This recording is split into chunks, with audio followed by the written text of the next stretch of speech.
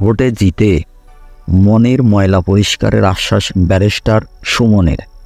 হবিগঞ্জ ৪ আসনে লাখ ভোটের ব্যবধানে জয়ী স্বতন্ত্র প্রার্থী ব্যারিস্টার সৈয়দ সায়েদুল হক সুমন এলাকার কিছু মানুষের মনের ময়লা পরিষ্কারের কথা বলেছেন।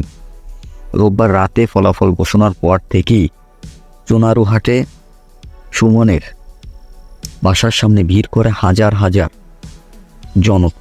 রাত গড়িয়ে সকাল হয়ে গেলেও ভিড় কমেনি। জয়ের পর ফেসবুকের অতি পরিচিত মুখ ব্যারিস্টার সুমন তার প্রতিক্রিয়ায় বলেন, আমি যেভাবে আগে সফল হয়েছি একইভাবে এখনও চ্যালেঞ্জ মোকাবেলায় সফল হব। এছাড়া পরিষ্কার করতে হবে ময়লা আবর্জনা। ময়লা বলতে শুধু পানির মধ্যে না, কিছু মানুষের মধ্যেও ময়লা আছে, তা পরিষ্কার করতে হবে।